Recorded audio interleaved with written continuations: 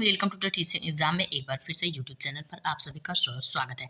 दोस्तों, आज हमारा एक चैप्टर है कि वायु, जो हमारा सीटेट यूपी टेट में एक चैप्टर है वायु, उससे रिलेटेड हम क्या करेंगे। आज तो ऐसे क्वेश्चन करेंगे नहीं, आज हम करेंगे थ्योरी पे ज़्यादा करके हम थोड़ा थोड़ा चीज़ों को हम क्या करेंगे, सॉल्व करेंगे और समझेंगे कि हमारी वायु क्या है, वायुमंडल क्या होता है, हमारा वैश्विक तापन क्या होता है। इससे रिलेटेड हमारे क्वेश्चन सीटेट में या यूपी टेट में या सुपर टेट में आएंगे। 2 या 1 क्वेश्चन जरूर आते हैं वायु से रिलेटेड क्वेश्चन। चलिए अब हम स्टार्ट करते हैं कि पहले हम समझेंगे कि हमारा वायु है क्या। जो ये वायु है, जो समझेंगे कि वायु है क्या। पहले जान लेते हैं कि वायु के बारे में क्या है। चलिए अब स्टार्ट करते हैं।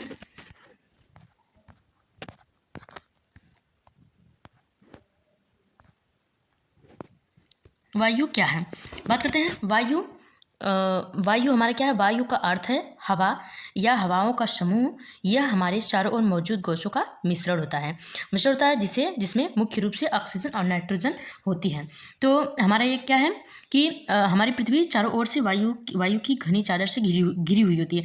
जो हमारी ये पृथ्वी है, समझने की कोशिश करेंगे कि जो पृथ्वी हमारे जिसमें हम रहते हैं, जिसमें हम निवास करते हैं, वो जो पृथ्वी है वो पृथ्वी जो है वायु से चारों ओर से घनी चादरों से घिरी हुई है, वायु से चारों तरफ से घिरी हुई है, जिसे हम क्या कहते हैं, वायुमंडल कहते हैं। जिसे हम क्या कहते हैं, वायुमंडल कहते हैं।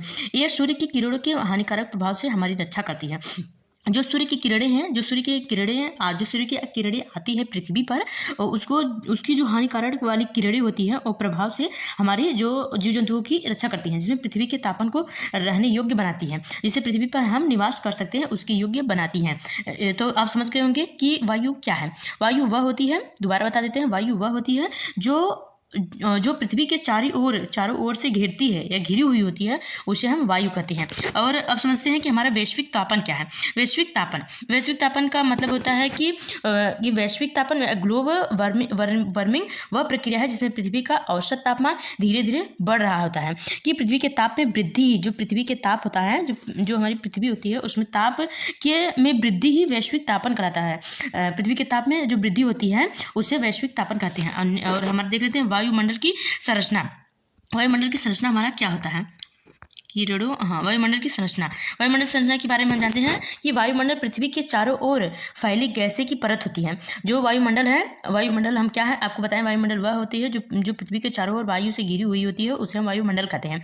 तो जो फैली हुई गैसें होती हैं, जो हमें हानिकारक किरणों से अंतरिक्ष पिंडों से बचाती है, वायुमंडल की संरचना है ये। और गैसों के आधार पर संरचना, जो हमारा गैस, उसके वायुमंडल मुख्य रूप से इन गैसों से बना होता है। कौन से बना होता है।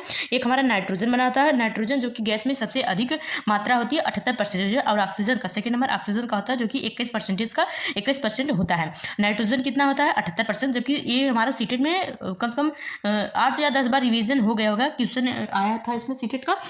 अभी 2021 में भी ये आया था, नाइट्रोजन गैसों में नाइट्रोजन की मात्रा कितनी होती है, तो आपको बताना होगा। या ऐसे भी क्वेश्चन पूछ लेता है कि सबसे ज़्यादा अधिक नाइट्रोजन है गैस में, कौन सी सबसे अधिक गैस होती है। तो आपको बताना होगा कि नाइट्रोजन हमारे सबसे अधिक गैसों में होती है नाइट्रोजन। इसका हमारा परसेंटेज कितना है, 78% होता है। और क्या है कि कार्बन डाइऑक्साइड भी होता है, फिर हीलियम भी होता है, जबकि ये 1% मिला के होता है। जलवाष्प मात्रा स्थान और मौसम के अनुसार बदलती रहती है। और नेक्स्ट देख लेते हैं हम। नेक्स्ट क्या है हमारा कि आर्गन, कार्बन डाइऑक्साइड, हीलियम आदि 1% होता है। तीनों मिला के 1% होता है। कार्बन डाइऑक्साइड वायुमंडल में फैलकर पृथ्वी से विकसित उसकी पृथ्वी पर रोककर ग्रीन हाउस प्रदान पैदा करती है, इसलिए इसे ग्रीन हाउस गैस भी कहते हैं। और इसके प्रभाव में धरती इतनी ठंडी हो जाती है कि इस पर रहना असंभव हो जाता है।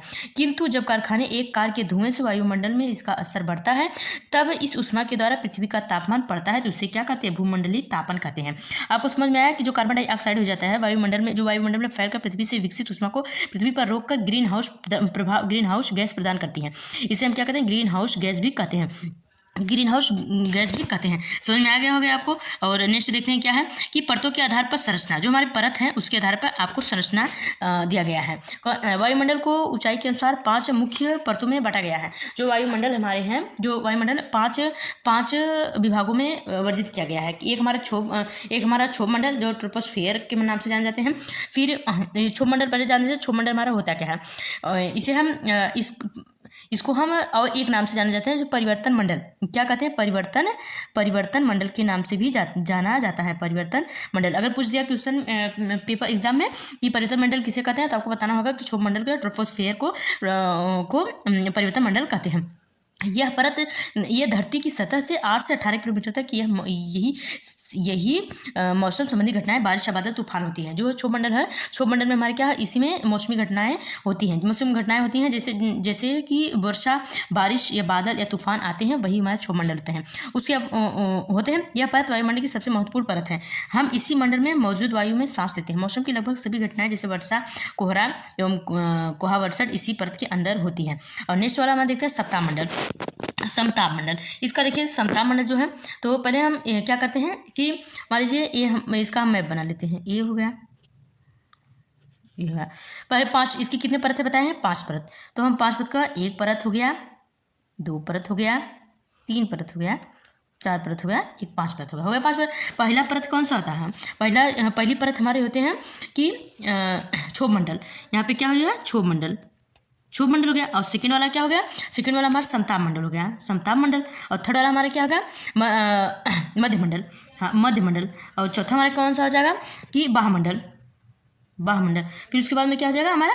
बहिर्मंडल, जो कि सबसे यह परत अंतिम परत होती है। और सबसे परत कौन सी होती है? सबसे फर्स्ट परत होती है क्षोभ मंडल, जिसमें मौसमी घटनाएं होती हैं। और नेक्स्ट देख लेते हैं, जो इसकी जो है 8 किलोमीटर है, 8 किलोमीटर तक इसकी होते हैं। समताप मंडल में 18 से कितना होता है? 18 से 50 किलोमीटर तक समताप मंडल में होता है। और यह परत 18 से 50 किलोमीटर तक होती है। यह ओजोन परत पाई जाती है। इसमें क्या होता है? समताप मंडल में ओजोन परत पाए जाते हैं और सूर्य की हानिकारक पराबैंगनी किरणों में से रक्षा करती है। ये हो गया। फिर मध्य मंडल की बात करते हैं। मध्य मंडल हमारा क्या है? मध्य मंडल हमारा क्या है? लगभग 50 से 80 किलोमीटर तक की इसकी गहराई होती है। यह उल्काएं जलकर नष्ट हो जाती है। इसमें क्या है कि जो उल्कापिंड होती हैं, मध्य मंडल में उल्कापिंड जो होती है, इसमें जल जाती हैं आने पर। और यह इसको हम क्या कहते हैं? सबसे ठंडी परत भी कहा जाता है। इसे क्या कहता है? यह सबसे ठंडी परत होती है। मध्य मंडल जो है सबसे ठंडी परत होती है, आपको ये याद करना है। और इसमें उल्कापिंड टूटने पर आने पर जल जाते हैं। उल्कापिंड किसे कहते हैं? जो होता है कि जैसे जो तारा टूटता है तो हम कोई विष मांगते हैं, तो विष मानते हैं, वही जो उसी तारों को हम कहते हैं उल्कापिंड। वही उल्कापिंड जब मध्य मंडल में आते हैं तो यहीं पे आके वो नष्ट हो जाते हैं, इसमें जल जाते हैं, तो वही उल्कापिंड होते हैं। और उसके बाद हमारा आयन मंडल क्या होता है? आयन मंडल होता है आयन मंडल को हम एक और नाम से जानते हैं कि आयन मंडल को हम जानते हैं बाह्यमंडल, ऐसे होता है बाह्यमंडल। एक होता है हमारा बहिर्मंडल। आपको बहिर्मंडल जो है ये सबसे अंतिम परत होता है। चौथा वाला परत के अंदर लगभग 80 से 400 किलोमीटर तक अंदर होता है आयन मंडल।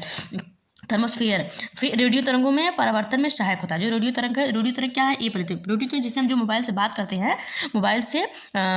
करते हैं, वो हमारा क्या हो गया कि बात करते हैं, उसी को हम क्या कहते हैं? रेडियो तरंग। रेडियो तरंग की वजह से ही हम लोग बात करते हैं। आयन मंडल इस परत का एक भाग है। और पृथ्वी से प्रसारित रेडियो तरंग इस परत द्वारा उन्हें पृथ्वी पर परावर्तित कर दी जाती है। और ये सबसे गर्म परत होती है। एक कौन सी परत होती है? यह सबसे गर्म परत होती है। और बात करते हैं कि जो हमारे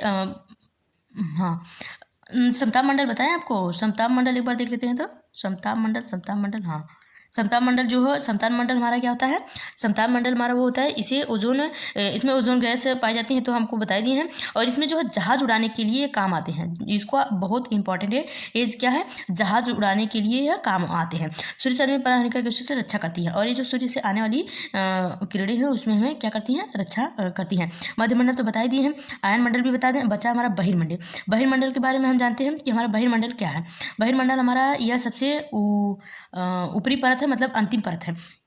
ये जो है इसे हाइड्रोजन एवं हीलियम गैस मिलती है। इसमें क्या है? हाइड्रोजन प्लस हीलियम गैस इसमें मिलती है। यह अंतरिक्ष से मिलती जुलती होती है।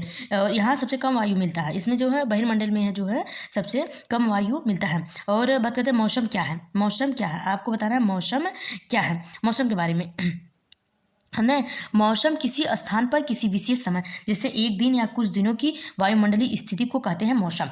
तो दूसरे शब्दों में बता देंगे, वायुमंडल में दिन प्रतिदिन होने वाले परिवर्तन होना ही मौसम कहा जाता है। जैसे हुआ कि वायुमंडल, जैसे आज का दिन कितना है, आज का दिन मान लीजिए बारिश का मौसम है, और कल हो गया धूप का मौसम, अगले दिन हो गया कि न धूप रहेगा न कोहरा हो गया, तो उसे हम क्या कहते हैं, आए दिन व प्रतिदिन होने वाले परिवर्तन को ही मौसम कहते हैं।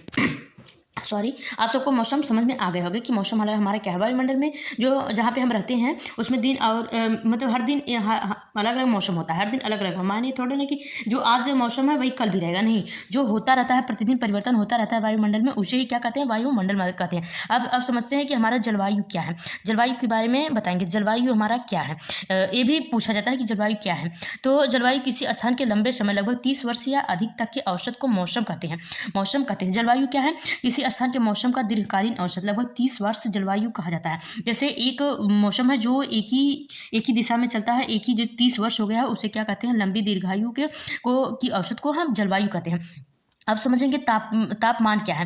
तापमान क्या है आपको पता है। तापमान क्या है, वायु में तापमान किसी वस्तु या स्थान या वातावरण की गर्मी या ठंडक की मात्रा को कहते हैं। और सरल भाषा में समझते हैं, कोई चीज़ कितनी गर्म या कितनी ठंडी है इसे बताने वाला माप ही तापमान कहलाता है। तापमान क्या है कि वायु में मौजूद ताप एवं शीतल के परिणाम को तापमान कहते हैं। आप समझ गए होंगे तापमान क्या है। तापमान किसी वस्तु या स्थान वातावरण की गर्मी या ठंडक की मात्रा को नापता है। जैसे तापमान हमको बुखार आता है तो हम किसे नापते हैं, बुखार को तापमान से, डिग्री से नापते हैं। तो ये हमारा तापमान हुआ कि हमें कितना बुखार है, या ताप या शीतल को दोनों को नापने के लिए हमें किस चीज़ की आवश्यकता होती है, तापमान की आवश्यकता होती है। तो आपको इसी से रिलेटेड क्वेश्चन आएंगे सीटेट और सुपरटेट यूपी टेट में। और नेक्स्ट क्वेश्चन, आतपन क्या है। आतपन में वैसे तो सब लोग बहुत कन्फ्यूज हो जाते हैं कि आतपन होता क्या है। बता देते हैं हम आतपन क्या है। ये हमारा वेरी वेरी वेरी इंपॉर्टेंट है। आतपन का अर्थ है सूर्य से प्रकाश होने वाली उष्मा या गर्मी को क्या कहते हैं, आतपन। जो सूर्य से हमारा प्रकाश आता है उससे आतपन कहता है। और सरल भाषा में जब सूर्य की किरणें पृथ्वी पर पड़ती है और गर्मी देती है उसी को आतपन कहते हैं। अब हम दूसरी भाषा में बताएंगे, समझाने की कोशिश करेंगे। सूर्य से आने वाली वह ऊर्जा जिसे पृथ्वी रोक लेती है, जो सूर्य से हमारी सूर्य से आने वाली जो किरणें होती हैं उसे क्या करती है, पृथ्वी रोक लेती है, तो उसे क्या कहते हैं, आतपन कहते हैं। या आतपन हो गया, या तो क्या करते हैं कि इसको हम और नाम से जान जाते हैं। कौन से नाम से जानते हैं इसको, हम सूर्यातपन के नाम से जानते हैं। क्या है, सूर्यातपन, सूर्यातपन नहीं, सूर्यताप के नाम से भी जानते हैं आतपन को न। इसका क्या हो गया, यही हमारा समझ में आ गया होगा कि हाँ क्या है आतपन। तो तापमान को हम किस में नापते हैं, थर्मामीटर में। तापमान को हम किस में नापते हैं, थर्मामीटर में हम तापमान को मापते हैं।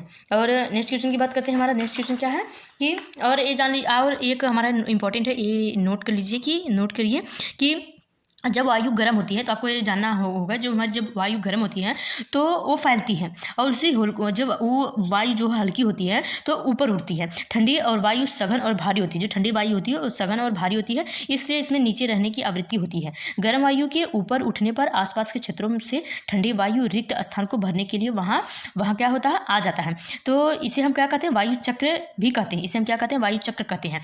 जो हमारा वायु है वो गर्म होने पर क्या होती है, फैलती है और हल्की होकर ऊपर उड़ती है। गर्म होकर जो वायु होती है, जिसे हम पानी गर्म करते हैं, वो भाप जब होता है हमारा, वो क्या करती है, उड़ती है, ऊपर उड़ती है। तो वो क्या करती है, फैलती है।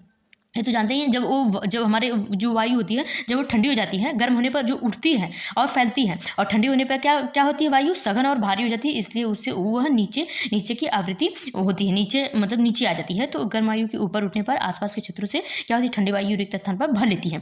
तो इसको हम क्या कहते हैं, वायु चक्र भी कहते हैं। और नेक्स्ट बात करते हैं हमारा क्या है। ये देखिए, हम एकदम एनसीईआरटी बेस्ड पढ़ा रहे हैं। जो एनसीईआरटी में दिया गया है, एनसीईआरटी वाली बुक में जो दिया गया है, उसी से वही हम आप सबके लिए लाए हूँ एनसीईआरटी से। और कोई बाहरी हम नहीं लाए हैं अपने मन से। जो एनसीईआरटी में दिया गया है, मैं उसी के बेस पे हम आप सबके लिए लाई हूँ। और इसे जो लिखा गया है बुक में अपना वर्ड, तो उसे हम क्या करें, अपने शब्दों में कन्वर्ट किए हैं और कुछ हम नहीं किए हैं। अब बात करते हैं वायुदाब। वायुदाब हमारा क्या है। जो ये हमारा वायुदाब है, इसे हम इसे हम कैसे क्या करेंगे, वायु दाब होता क्या है आपको पता करना है। वायु दाब वह दाब है जो वायु या वायु को हवा भी कहते हैं अपने भार के कारण पृथ्वी की सतह पर डालती है। जो वायु दाब है वह दबाव और वायु अपने भार के कारण पृथ्वी की सतह पर डालती है। सरल शब्दों में हम जानते हैं हमारे चारों ओर जो मौजूद हवा का वजन होता है, जो वायुमंडल में, जो पहले ही बता दिए हैं कि वायुमंडल में जो चारों ओर गैस फैली होती है उसे हम वायुमंडल कहते हैं। तो वही हवा जो है यही वजन को दबाव बनाता है, उससे वायु दाब कहते हैं। तो हमारा क्या है कि वायु द्वारा पृथ्वी की सतह पर डाला गया दबाव, सरल भाषा में अपनी भाषा में बता रहे हैं कि जो वायु द्वारा पृथ्वी की सतह पर डाला गया दबाव व भार वायु दाब कहलाता है। और इसके बारे में और जान लेते हैं कि वायु दाब क्या है। अधिक तापमान वाले क्षेत्रों में वायु गर्म होकर ऊपर उठती है। जैसे अधिक, जहाँ पे अधिक धूप है, अधिक गर्मी है, तो उस क्षेत्र में वायु गर्म होकर ऊपर उठती है। यह निम्न दाब क्षेत्र बनाता है। निम्न दाब बादल युक्त आकाश एवं नम मौसम के साथ जुड़ा होता है। कैसे जुड़ा होता है? बादल युक्त आकाश एवं नम वर्षा के साथ जुड़ा होता है। तो जो वायुदाब है समुद्र की सतह पर ऊंचाई के साथ वायुदाब कम होती है। और तापमान क्या होता है? वायुदाब को प्रभावित करता है। तापमान वायुदाब को क्या करता है? प्रभावित करता है। और जान लेते हैं इसके बारे में कि कम तापमान वाले क्षेत्रों की वायु ठंडी होती है। जहाँ पे कम तापमान होता है वहाँ की वायु कैसी होती है? ठंडी होती है। यह भारी होती है। यह क्या होती है? भारी होती है। भारी वायु निमज्जित होकर उच्च दाब क्षेत्र बनाती है। उच्च दाब के कारण स्पष्ट एवं स्वच्छ आकाश होता है। वायु सदैव उच्च दाब क्षेत्र से निम्न दाब क्षेत्र की ओर गमन करती है। जो हमारी वायु है, यही हमारी वायु है, ये उच्च दाब है, तो ये हमारी निम्न दाब है। तो हमेशा क्या करती है? उच्च दाब से निम्न की ओर प्रभावित होती है। सदैव होती है। मतलब कि हाई प्रेशर से हाई प्रेशर से लो प्रेशर की ओर, हाई प्रेशर से क्या होती है? लो प्रेशर की ओर हवा जो है होती है। जो पवन ऊर्जा है, पवन जो है उच्च दाब से निम्न दाब की ओर बहती है। और बात करते हैं अब, हाँ बस इतना लास्ट है। और जानते हैं पवन के बारे में। अब हम नेक्स्ट वीडियो में हम पवन के बारे में आप सबको बताएंगे। आई होप आप सबको हमारा वीडियो पसंद आया हो, समझ में आ गया होगा। अगर थोड़ा सा भी आप सबको डाउट रह गया होगा तो हम कमेंट करिए। अगले वाले चैप्टर में, अगले वाले वीडियो में आप सबको हम बताने की पूरी कोशिश करेंगे। और इसमें और भी इसमें है और भी थियरी है, और अगली वीडियो में करेंगे। ये बहुत ज़्यादा लॉन्ग हो जा रही है, इसलिए हम इसको यहीं पर ब्रेक देते हैं। अब इसमें और क्या रह गया? आपको पवन से संबंधित पवन कितने प्रकार के होते हैं इसके बारे में आपको अभी बताना है। और मिलते हैं नेक्स्ट वीडियो में और नेक्स्ट थ्योरी के साथ। तब तक के लिए जय हिंद।